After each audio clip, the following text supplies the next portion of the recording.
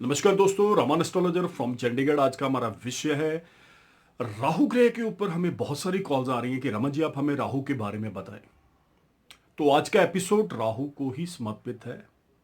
तो बात करेंगे राहु ग्रह है क्या। देखिए, छाया ग्रह है, शनि यहां पे खड़े होते हैं, उनकी शैडो है राहु। ये एक राक्षसी प्रवृत्ति के प्लेनेट माने गए हैं और इनके अंदर जो तत्व हैं वो सारे तामसिक हैं। अब ये है राक्षस।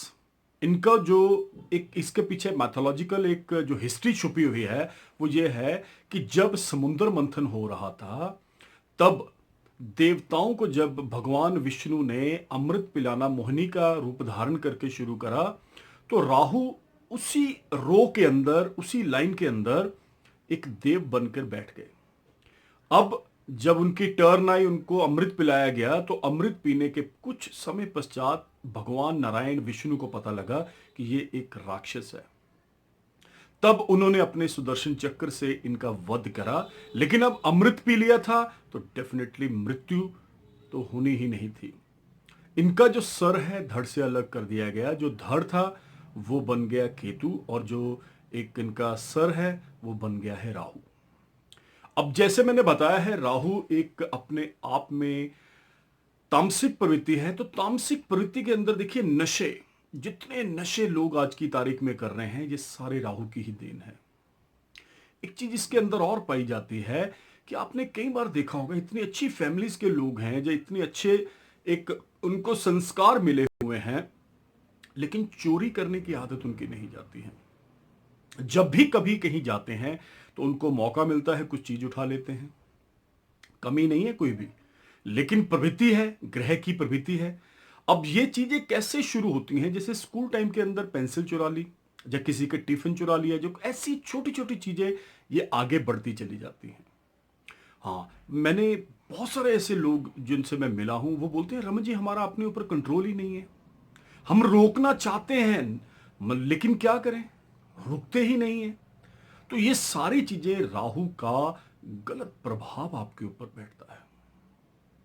देखिए, राहु जो है ये जैसे मैंने बताया है, महादशा बहुत लंबी महादशाएं हैं इनकी, छोटी महादशा नहीं है।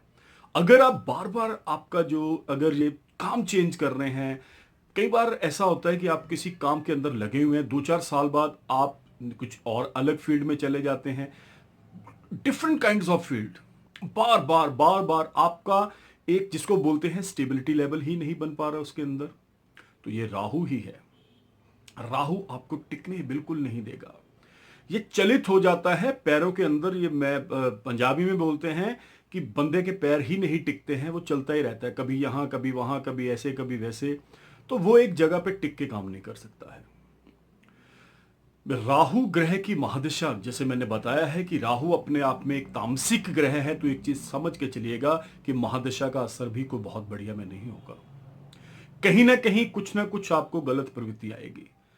राहु की एक और नेचर है, वो ये है कि जो अगर किसी ने क्राइम कर दिया है या किसी ने कोई ऐसा कर्म कर दिया है जो बहुत देर पहले करा था, अगर उसमें उसके बाद उसको राहु की महादशा लग गई तो वो चीज को उजागर कर देता है।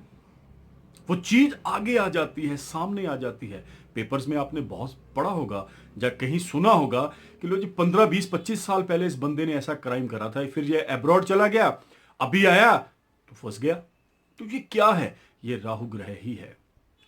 राहु ग्रह की एक और नेचर मैं आपको बता रहा हूं, जितने चेन स्मोकर्स हैं, स्मोकिंग कंटिन्यू कर रहे हैं, वो राहु ग्रह की ही देन है। जुआ, सट्टा, दड़ा, गैम्बलिंग, ये सारी चीजें राहु के ही अंडर आती हैं। हाँ, अगर आप इसे सही करना चाह रहे हैं, आपको लग रहा है कि हम इसमें अपने आप को बाहर निकालना पा रहे हैं, या आपको यह लग रहा है कि नहीं, कहीं ना कहीं हमें एस्ट्रोलॉजिकल उपायों का सहारा लेकर हम इससे बाहर आ सकते हैं, तो डेफिनेटली मैं बोलूंगा कि आप इस पर सफलता हासिल कर सकते हैं। देखिए, ग्रह दशा ही हमारी दिशा निर्धारित करती है। एक चीज आप समझ के चलिएगा, अगर जिंदगी में आपको कहीं ना कहीं नेगेटिव फेम मिल रही है तो इट मींस वो राहु की देन है। मैं यहां पे बार बार बोलता हूं कि कुंडली का विश्लेषण करवा के आप उपाय लीजिए। उपाय है क्या? उपाय को लोग कुछ और ही समझ के चले हुए हैं कि पता नहीं क्या है, कुछ लोग तो हमारे पास ऐसे आते हैं जो बोलते हैं रमन जी ये वहम वाले काम है, कुछ भी नहीं है। तो उनके लिए मैं बोलूंगा कि आप एक बार पॉजिटिवली उपाय लेके देखिएगा, फर्क आएगा, लेकिन पॉजिटिविटी के साथ। ऐसे नहीं है कि आपने 2-4 हफ्ते करा उसके बाद आप बोलोगे जी ठीक है जी, बीच में आपने करा ही नहीं है 2-4-5 महीने के लिए, फिर आप शुरू, ऐसे नहीं होगा। मेडिसिन अगर आप खा रहे हैं तो आप देखिए, मेडिसिन तो आपको रूटीन में लेने पड़ेगी ना। ये एस्ट्रोलॉजिकल मेडिसिन है, इसको भी आपको रूटीन में अगर आप करेंगे तो फर्क आएगा। बहुत सारे मेथड्स हैं, स्टोन धारण कर सकते हैं, मंत्र उच्चारण है, पूजा कर सकते हैं, पाठ कर सकते हैं, अपने आप बहुत चीजें कर सकते हैं। तो दोस्तों, अगर आपकी कुंडली के अंदर राहु की महादशा, अंतरदशा या राहु आपको सही ढंग से फलित नहीं हो रहा है तो कोशिश करिए आप अपना कुंडली का विश्लेषण करवाइए। नीचे स्क्रीन पर मेरा नंबर डिस्प्ले हो रहा है, देन वो आप उसे पढ़कर आप मेरे को कॉल करें, अपॉइंटमेंट जरूर ले लीजिएगा। ऐसे नहीं है, हमें हमें कॉल्स आती हैं कि वो बोलते हैं, एक चीज और मैं आपको यहां पे क्लियर कर दूं, लोग कॉल करके सीधा बोलते हैं जी हमारा डेट ऑफ बर्थ है, ये टाइम ये है, तो वो ये नहीं सोचते कि आगे बंदा बिजी है या फ्री बैठा हुआ है।